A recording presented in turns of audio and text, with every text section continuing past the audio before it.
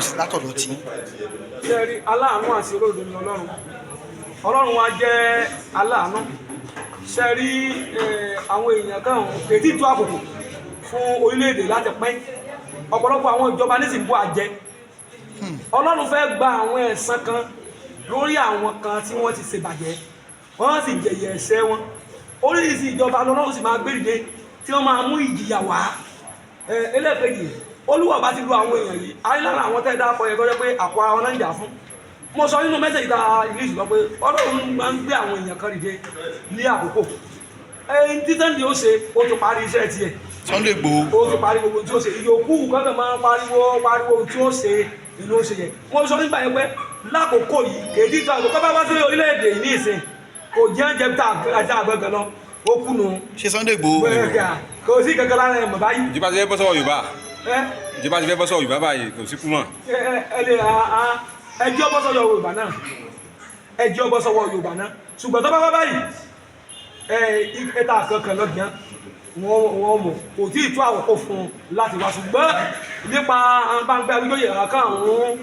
kágbà àgbáwọ̀ ọmọ títà ìkó gbálé tẹ́yìn lọ ṣùgbọ́n báyìí títí jẹ́ àkókò tó olúwo gbé ọmọ ológun náà dìde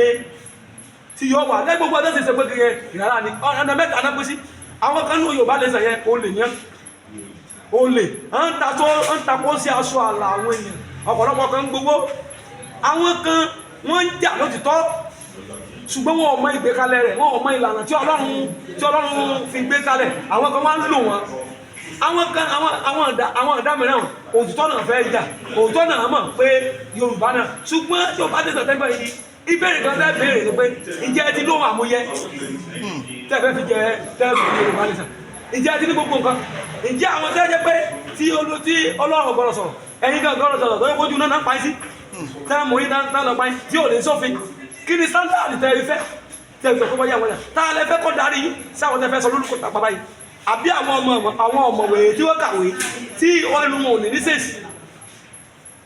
yóò bá sọ pé Yorùbá kì í ṣe nǹkan tẹ́lẹ̀ fọ́ọ̀mù dictate gbogbo èèyàn lọ́gbọ́dọ̀ ní sèṣì nínú nǹkan tó máa ń pè ní Yorùbá nìjà pàṣẹ òní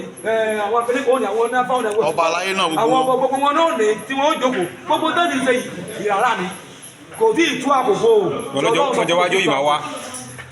àkókò ń bọ̀ sẹ́yìn ní àkókò yẹn Ọlọ́run ọ̀sọ́ ìgbà ṣùgbọ́n àwọn orílẹ̀-èdè kan wàtàyàmàká ìlú wà sí ìdàyàmàká ìlú wàtàbí oníkà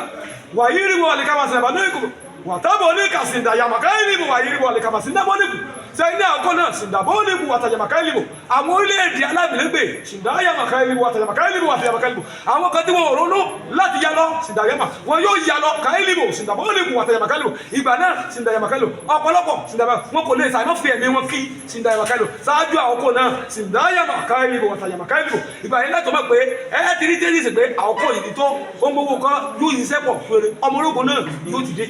so kò ní sógun kò ní sí à ń gbébà ń para ẹni à ń. kò ní sí ibà yẹn ṣùgbọ́n àwọn yòókù. orúkọ yẹn lẹ́kọ̀ọ́ sà. Prophet Odedoyin Olawunmi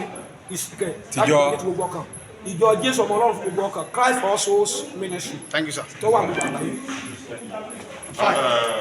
Come do the interview so that people attend to. Hey, thanks for watching this video. Subscribe on our YouTube channel. Subscription is free. You can call us on 0080597807 for your event coverage. Thanks.